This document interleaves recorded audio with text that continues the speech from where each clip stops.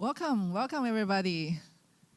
In this session, we're delighted to talk about how to develop a cross-platform apps.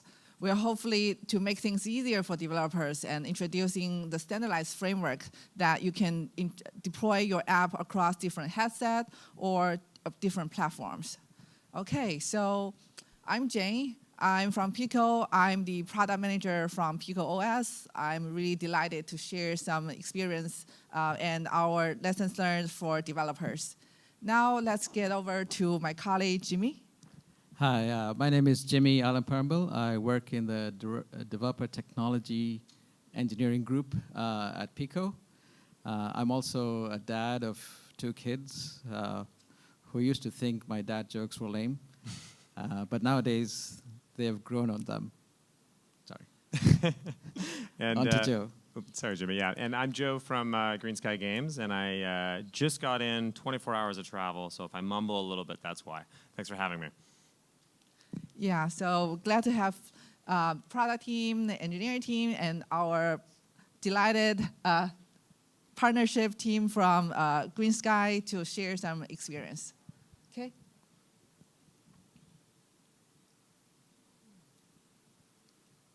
Doesn't seem to advance. Ah, there. Okay, just to get started, let's look at how we develop an app at the moment. Before OpenXR, developer need to use the SDK provided by the platform, using the SDK to write specifically for that platform. So if you want to deploy your app into a different headset, you have to rewrite the whole thing. You have to rewrite the code. It's a lot of effort. Now we have OpenXR. So the good thing about OpenXR is it provides a standardized API. So for example, if you are a headset developer, you can automatically get access to some basic VR features out of the box. You just need to write up to the OpenXR API and use the native OpenXR SDK. One example is YouTube VR.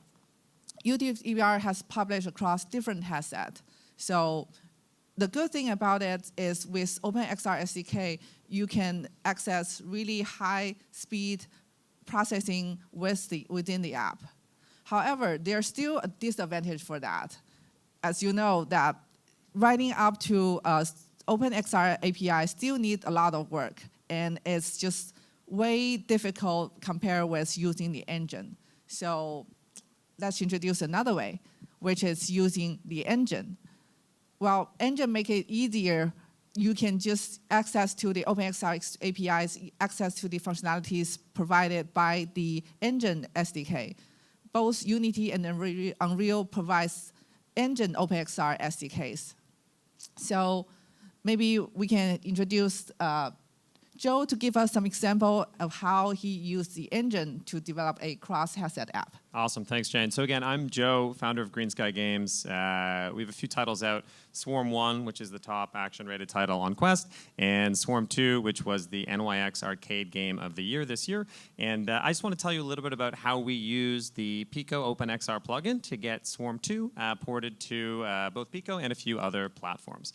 And so let's talk about context. So Swarm 1, I don't know if any of you know it, but it's a grappling game. It's an experience that could only happen in VR, and it's fundamentally built around this grappling movement where you kind of feel like Spider-Man with guns. And when we started Swarm 2 development, we were starting from Swarm 1 code.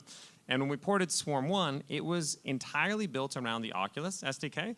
And there were dependencies, so many dependencies on that SDK, that in order to port it, we actually had to rewrite all of the XR code, all of the hand tracking, all of the headset tracking. And it was so much work that we actually had to hire an external agency to do that work for us. Each port would take about 3 months and cost tens of thousands of dollars. And I think now maybe the cheapest rate you can get on a similar port is around 40,000 US from a Brazilian studio. But it was a lot of work. And so with Swarm 2, we wanted to take a different approach. And so we got the OpenXR plugin from Jane and the Pico team. And we wanted to build a platform-agnostic system that would allow us to get Swarm 2 on a bunch of different platforms. Now, the issue was that we had started from Swarm 1 code, so we had these dependencies. So step 1 was refactor the code so we could get rid of the dependencies. And great. Now OpenXR handled all the XR input across all platforms, which was fantastic. Step 2 was we had to build a platform adapter. So different platforms have platform-specific features like friends, achievements, leaderboards, and we wanted to abstract away from any platform-specific implementations.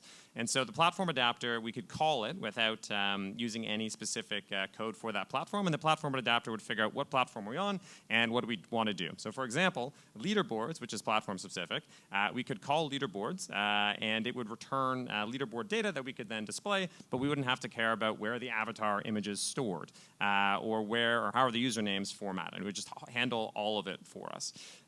So in doing this, we really reduced the amount of both development time, but also QA time that we needed to do this. And we learned some things along the way. So the platform adapter, when you're building it, you really have to make sure that it supports all features for all platforms. So for instance, Quest might have 120 hertz mode that other platforms might not have, and it has to support all of them. And so what do we wish we did differently when we started, right? That's what we're here to sort of tell you about, is really just that we wish we started with OpenXR. Now all of our projects, we've got 3 unannounced titles, actually start with OpenXR so we can be platform agnostic, and it saved us about 3 months of work with 2 devs for each of those platforms. So I really believe that OpenXR is the way to go. Back to you, Jane. Thank you, Joe. That was a great use case. So just like we said, using the engine OpenXR plugin makes things way easier because you can just build once and you can easily deploy across different platforms easily. So we talk about using the OpenXR native implementation. Now we also talk about Unity and Unreal. They both offer the official engine OpenXR plugin, and we really encourage developers to actually try use those. And besides using right up to the engine SDK, actually there's even easier way because engines, they usually provide some standardized tools. For example, some standardized toolkits that you can easily just check or uncheck the features, the platform, that you can just enable the basic features. So speaking of the standardized abstraction tools, Jimmy, would you like to share some experience? Sure. So Joe spoke about how you could basically just use OpenXR plugin and provide some platform abstractions on top of that to help get all your apps across multiple headsets. Now, is there, I think what we kind of think about is there a better option than having to create all these platform abstractions for all these features?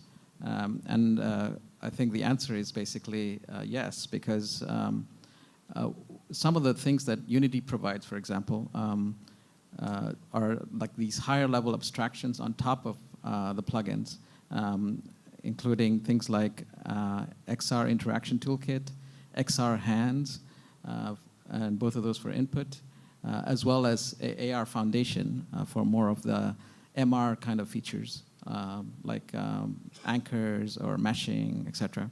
So if you wanted to use XR Interaction Toolkit, it provides like cross-platform XR input abstraction. So whether you have controllers or you have your hands or you're using touch controls on mobile, those are all like abstracted away, and you can basically just use them independently.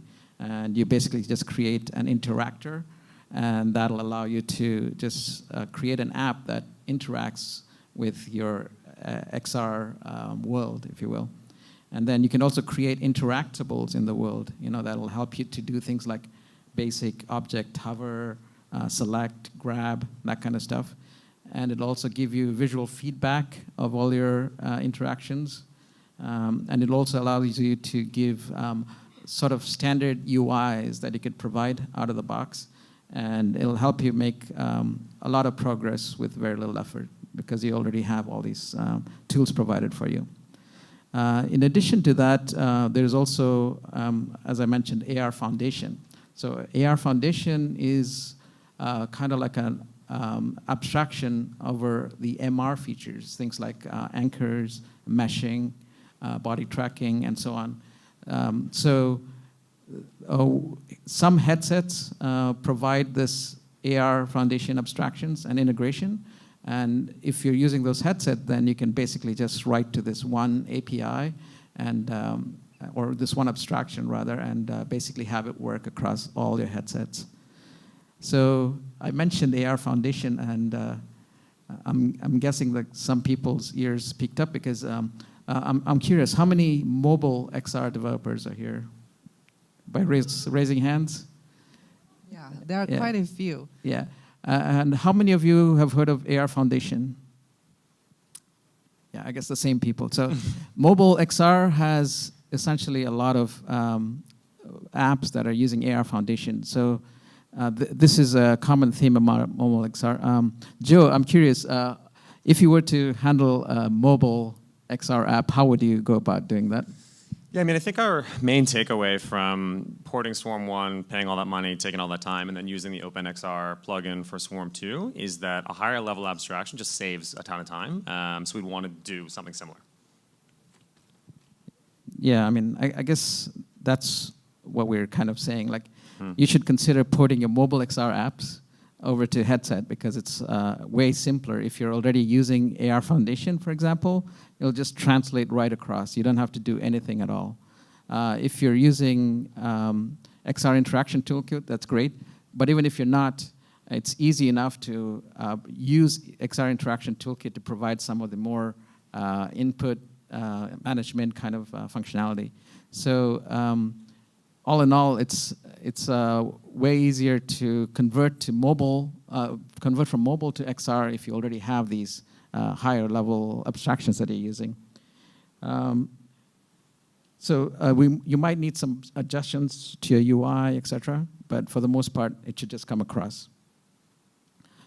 So Jimmy, I've got a question here. What different platforms does this support, and how would you actually enable it? Yes, so if the way you enable it is basically through XR plugin management. Good question, by the way, Joe.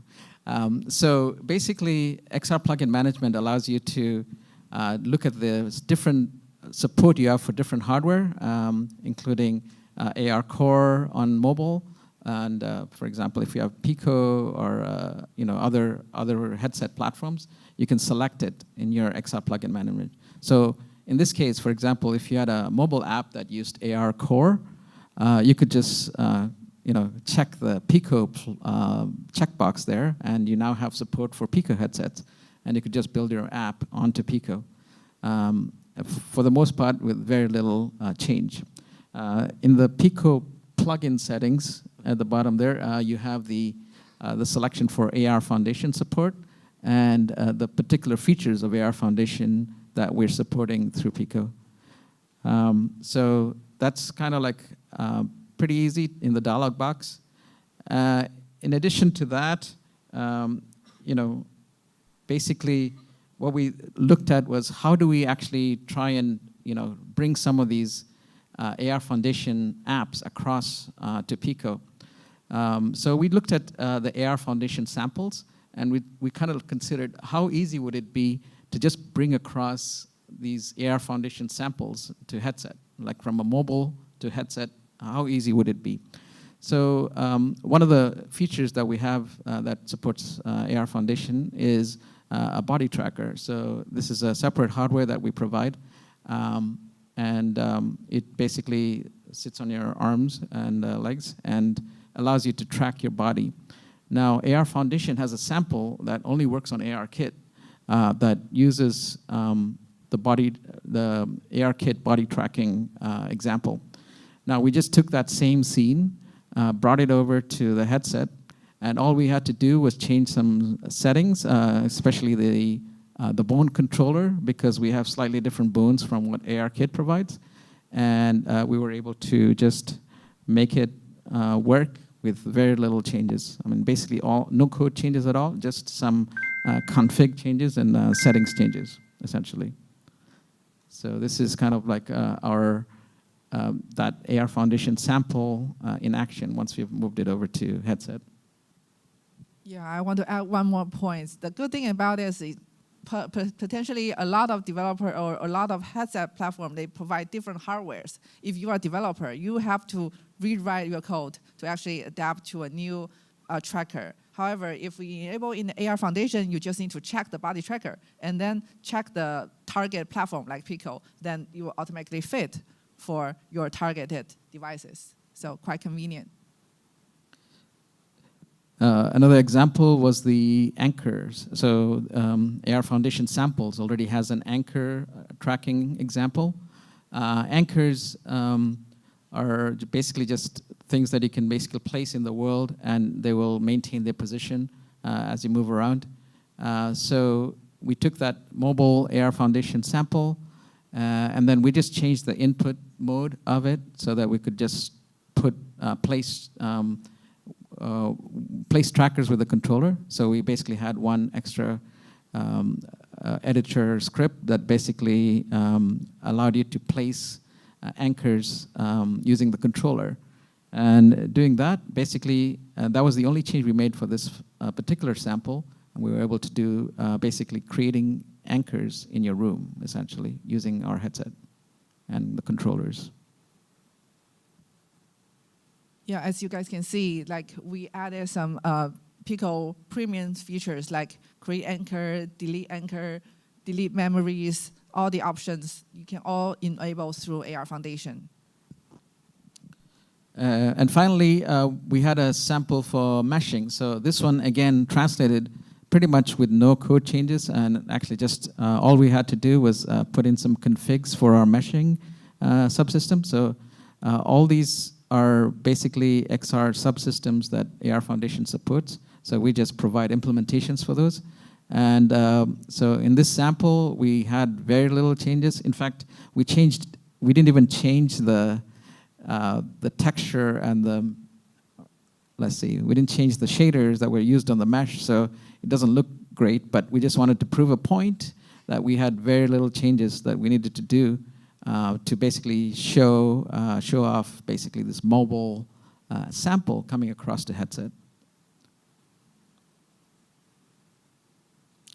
Now, these samples should work on every headset that also supports AR Foundation.